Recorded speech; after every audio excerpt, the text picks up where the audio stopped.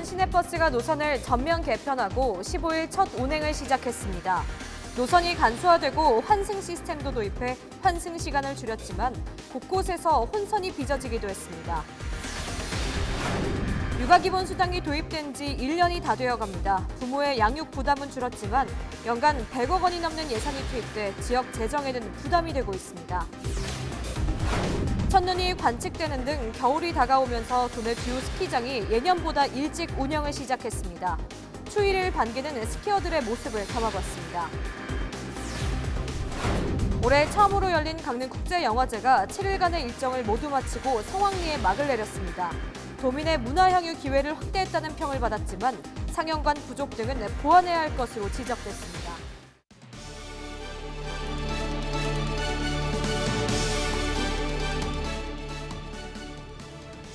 시청자 여러분 안녕하십니까? 헬로티비 뉴스 강원입니다. 오늘의 첫 번째 소식입니다. 춘천시가 반세기 만에 시내버스 노선을 전면 개편하면서 15일부터 첫 운행이 시작됐습니다. 이번 개편의 핵심은 버스 노선을 간소화하고 환승 시스템을 도입해 탑승 시간을 줄이는 건데요. 시행 첫날 노선이 전면 개편되다 보니 곳곳에서 혼선이 빚어지기도 했습니다. 춘천 시내버스 전면 개편 첫날 모습을 장진철 기자가 취재했습니다. 일반 시내버스보다 덩치가 작은 보라색 버스가 시골 마을 정류장에 도착합니다. 춘천 본본버스, 바로 마을버스입니다. 이 마을을 포함해 모두 15개 마을에 처음으로 버스 운행이 시작됐습니다. 도심 정류장에는 하늘색 버스가 들어옵니다. 하늘색 바탕에 흰색 띠를 두른 버스는 특정 구간을 운행하는 14개 지선 노선 버스입니다. 100번대 번호를 단 순환형 간선 노선 버스는 하늘색 바탕에 노란색 띠를 둘렀습니다. 터미널과 역을 거쳐 강원대를 관통하는 청춘 노선도 이번에 첫 선을 보였습니다. 남춘천역에서 이제 강원대학교 교내로 버스가 들어오기 때문에 교통비 부분에서 많이 절약이 될 것 같고 시간적인 부분에서도 이번 개편의 핵심은 선택과 집중입니다. 2번의 무료 환승을 통해 기존보다 목적지까지 좀 더 빠르게 도착하겠다는 겁니다. 춘천시는 이번 개편을 통해 12%에 불과한 시내버스 이용률을 20%까지 끌어올릴 계획입니다. 한 번에 전면적인 개편을 하다 보니 곳곳에서 혼선이 이어졌고 이 같은 혼선은 당분간 계속될 전망입니다. 춘천시가 시내버스 개편을 공식 발표한 지 3달 넘게 지났지만 홍보와 안내는 부족해 보였습니다. 생소한 환승 시스템뿐 아니라 바뀐 버스 번호와 노선을 알지 못해 정류장마다 항의와 문의가 이어졌습니다. 승객들은 추위 속에 2시간 넘게 버스를 기다리는가 하면 버스를 찾아 정류장을 옮겨 다녀야 했습니다. 난 3시간 더 기다렸어요. 저근에서 기다리니까 저희가 가는 사람이 와서 잡아채서 이쪽으로 오래요.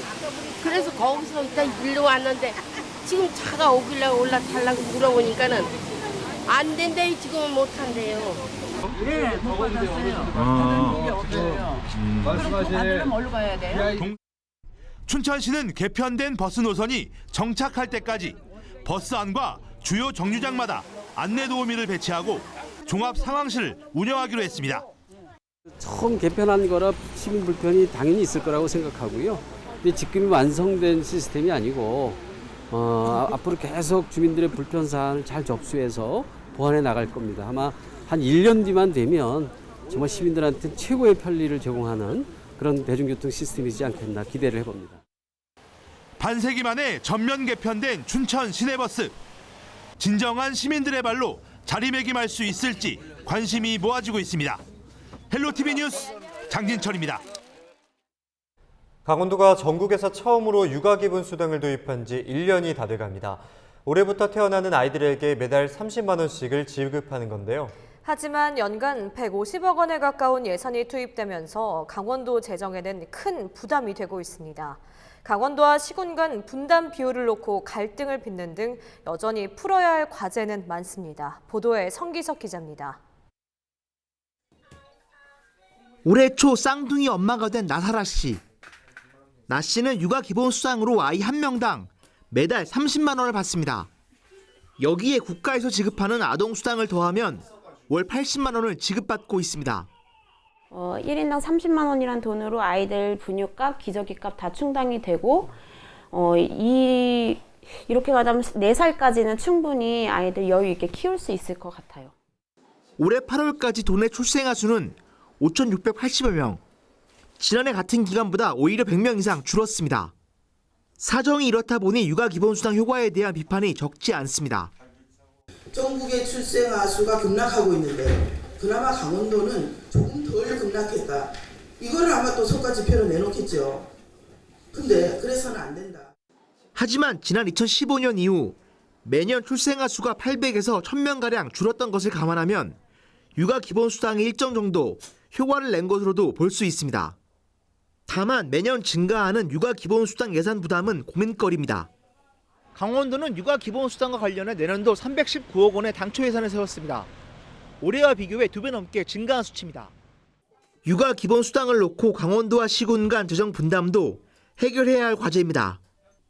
강원도 시장군수협의회는 분담 비율을 20%로 낮추라고 요구하고 있고 강원도는 30%를 유지해야 한다는 입장입니다.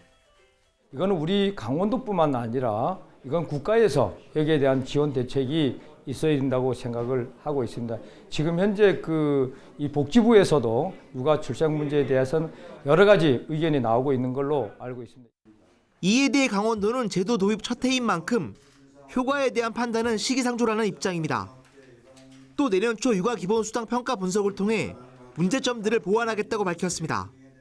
육아 수당을 지급하면서 반영이 됐다고 판단하기 좀 어려운 시점에 와 있습니다. 그래서 저희가 연말까지 해가지고 내년 상반기에 위원회를 구성할 수 있는 조례를 개정해가지고 평가 계획을 가지겠습니다. 도입 2년차를 맞게 되는 강원도 육아 기본수당.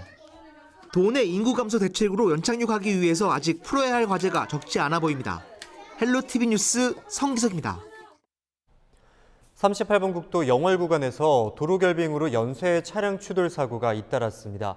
15일 오전 11시 5분쯤 영월군 중동면 연상리 국도 38호선 제천 방향 석항 2터널에서 차량 6대가 연쇄 추돌하는 사고가 발생했습니다. 이 사고로 1명이 중상을 입고 2명이 경상을 입었습니다. 이에 앞서 오전 10시 40분쯤에는 국도 38호선 영월읍 연아리 연화대교에서 8중 추돌 사고가 나면서 2명의 경상을 입고 병원으로 옮겨졌습니다. 이어 복례터널과 방절터널 등 이날 하루 동안만 영월 지역에서 연쇄 추돌 사고 5건이 발생했습니다. 경찰은 아침에 내린 비가 얼면서 차량들이 미끄러져 사고가 난 것으로 보고 정확한 경위를 조사하고 있습니다. 공직선거법 위반 혐의로 재판을 받아온 조인묵 양구군수가 최종 무죄 판결을 받았습니다. 대법원 1부는 15일 공직선거법 위반 혐의로 기소된 조인묵 양구군수에 대한 상고심에서 검찰의 선고를 기각하고 무죄를 선고한 원심 판결을 확정했습니다. 조 군수는 지난해 2월 출판 기념회를 열어 자신이 직접 쓰지 않은 책을 편저자인 것처럼 허위 사실을 공표한 혐의로 재판에 넘겨졌습니다. 하지만 1심과 2심은 조 군수가 편집에 관여한 만큼 편저라고 표현한 것을 허위 사실 공표라고 단정할 수 없다며 무죄를 선고했고 대법원도 이런 판단이 옳다고 봤습니다. 이로써 지난해 선거법 위반 혐의로 기소된 도내 7명의 단체장 중 동해와 속초, 양구까지 3명이 무죄 판결을 받았고 춘천시장과 화천, 양양 고성군수의 상고심은 올해 말 마무리될 전망입니다.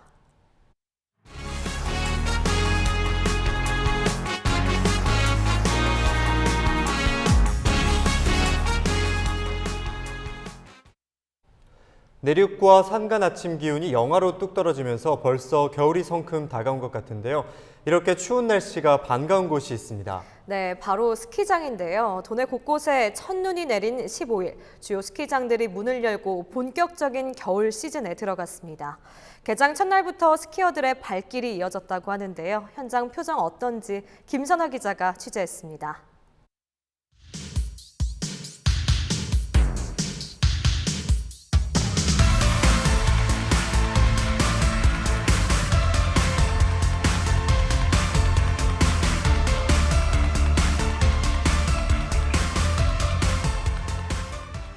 스키 전문 요원들이 색색깔의 연막과 함께 내려오며 스키장 개장을 알립니다. 스키와 보드를 탄 사람들이 한껏 멋을 내고 눈 덮인 슬로프를 거침없이 누빕니다. 이날을 손꼽아 기다린 사람들은 넘어지고 뒹굴어도 즐겁기만 합니다. 원래는 그냥 쉬러 왔다가 개장인지 알고 집에 다시 가서 장비 다시 챙겨갖고 왔는데 재밌는데요? 강원 내륙에 첫눈이 내린 15일, 평창 용평 리조트가 올겨울 전국 스키장 중 가장 먼저 개장했습니다. 본격적인 추위가 시작되면서 이곳 스키장은 지난해보다 일주일 정도 빨리 문을 열었습니다. 휘닉스 평창 역시 이날 슬로프를 개방하고 겨울 시즌에 들어갔습니다. 최근 기온이 영하로 떨어지면서 도내 스키장은 일주일 전부터 제설 작업을 벌였습니다. 기온이 낮고 습도도 높지 않아 제설기가 내뿜는 물이 쉽게 눈으로 변했습니다. 올 한 해 일주일 정도 오픈이 빨라졌는데 갑자기 추워진 날씨 덕분이라고 생각합니다. 올해도 가족과 연인과 모든 분들이 찾아오셔서 즐거운 스키를 즐겨주셨으면 좋겠습니다. 다른 스키장들도 시즌을 앞두고 준비에 분주합니다. 정선 하이원 스키장은 21일, 평창 알펜시아 스키장과 홍천 비발디 파크 스키장은 각각 22일 문을 열고 손님을 맞을 계획입니다. 이 밖에도 23일 횡성 웰리 힐리파크, 28일 원주 오크밸리가 개장하는 등 도내 크고 작은 스키장이 문을 엽니다. 날씨 변수가 있지만 야간 기온이 영하로 계속된다면 도내 대부분 스키장이 예정대로 다음 주말까지 모두 개장을 완료할 전망입니다. 헬로티비 뉴스 김선아입니다. 제1회 강릉국제영화제가 일주일간의 여정을 마치고 막을 내렸습니다. 강원도 내에서 처음으로 열린 국제영화에 대한 관심이 컸는데요. 강원도민들의 문화생활 기회를 넓혔다는 평가를 받았지만 상영관과 시간 배정이 불편했다는 의견도 나왔습니다. 노지영 기자가 보도합니다. 제1회 강릉국제영화제가 성황리에 막을 내렸습니다. 도내 첫 국제영화제인 강릉국제영화제는 수려한 강릉 자연환경을 배경으로 문학과 예술, 영화가 어우러지는 행사로 개최됐습니다. 일주일간 전 세계 30개국 영화 70여 편이 상영됐고 좌석 점유율은 83%에 달했습니다. 영화제 기간 동안 상영관을 찾은 관람객은 22,800여 명으로 집계됐습니다. 이번 영화제는 새로운 문화생활 기회를 제공했다는 점에서 강릉 시민들의 큰 호응을 얻었습니다.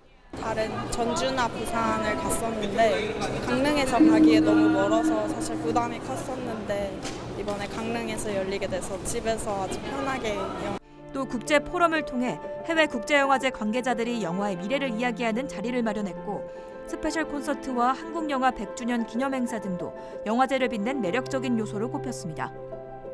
다만 영화 상영 시간대가 오전에 집중되고 여러 곳에서 동시다발적으로 진행돼 관람객들이 영화 선택에 어려움을 겪었다는 의견도 나왔습니다.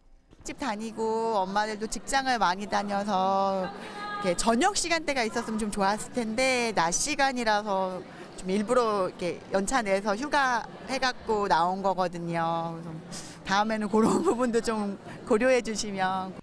부산국제영화제에 이어 강릉국제영화제 개최를 맡게 된 김동호 조직위원장은 국제영화제를 통해 강릉이 세계적 명성을 갖춘 영화도시로 발돋움할 수 있도록 노력하겠다고 밝혔습니다. 금년에는 단편영화 프로젝트만 공모해가지고 시상을 했습니다만 내년에는 장편영화까지도 확대해서 운영할 계획입니다. 그렇게 되면 내년에는 국제영화제로서의 한 단계 도약.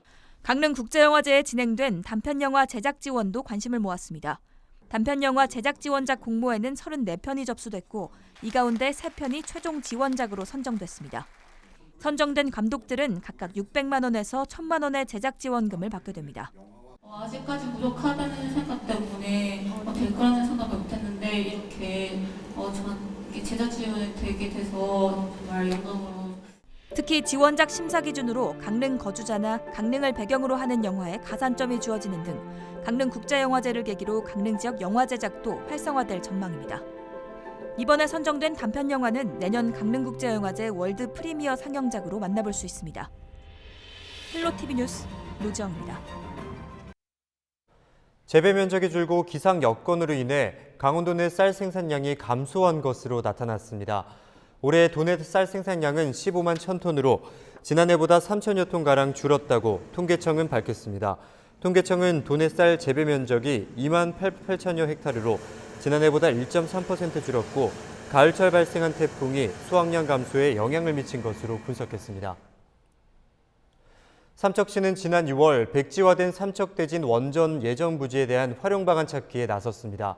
삼척시는 삼척 원전 해체 부지 활용 방안 기본 구상 연구 용역을 발주하고 내년 상반기 중 개발 방식 등에 대한 방향성을 도출할 계획이라고 밝혔습니다.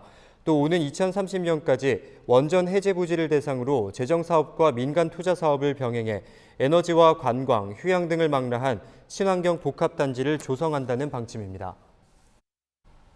원주지방국토관리청은 15일부터 내년 3월 15일까지를 제설 대책기간으로 정하고 제설 상황실 운영 등 폭설에 대비한 제설 작업에 들어갔습니다. 원주국토청은 기습 폭설에 신속히 대처하기 위해 제설 장비 280여 대와 제설 인력 470여 명을 배치하고 염화칼슘과 소금, 모래 등 제설 자재 6만여 톤을 확보했다고 밝혔습니다. 또 주요 고갯길 등 겨울철 교통안전 취약 구간 22곳에 제설 작업 대기소를 운영하고 제설 장비 108대와 인력 등을 사전 배치했다고 덧붙였습니다. 속초 알도루묵 축제가 속초시 청호동 아바이마을 일대에서 15일부터 오는 24일까지 열흘간 열립니다. 축제장에는 지역 어민들이 직접 마련한 장터에서 신선한 알도루묵을 맛볼 수 있습니다. 또 도루묵 노래자랑과 품바 공연 등 다양한 부대 행사도 마련됩니다. 도루묵은 산란을 준비하는 초겨울에 알이 꽉 차고 살이 올라 겨울철 별미로 꼽히고 있습니다.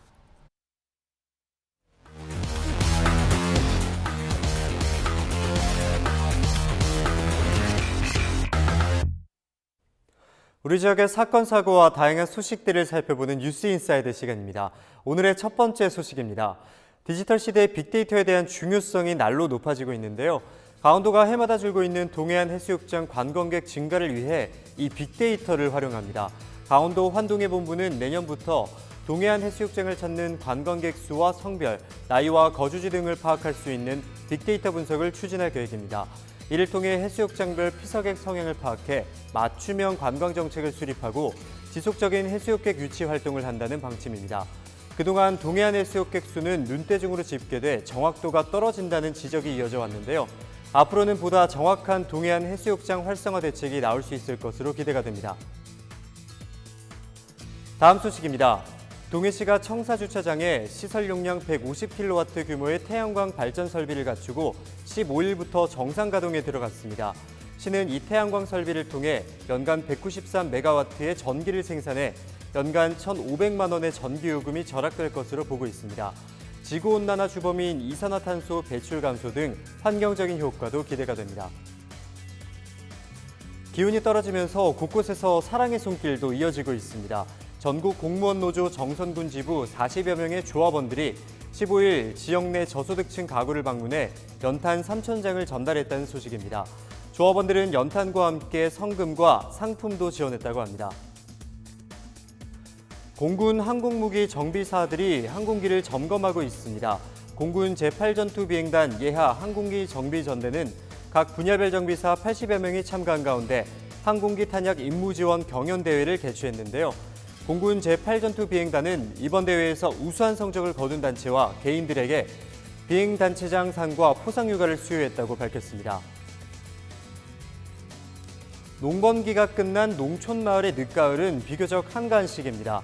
주민들의 여가 활동과 문화 향유 기회를 제공하기 위해 양구군 작은영화관 사회적 협동조합이 작은 영화관 가을 영화제를 마련했습니다. 오는 18일부터 사흘 동안 양구 정중앙 시네마에서는 영화제에서 김북동과 그린북 등 작품성과 대중성 등을 갖춘 국내외 영화 8편이 무료로 상영되니까 많은 분들께서 참여해보시는 것도 좋을 것 같습니다. 지금까지 뉴스인사이드였습니다.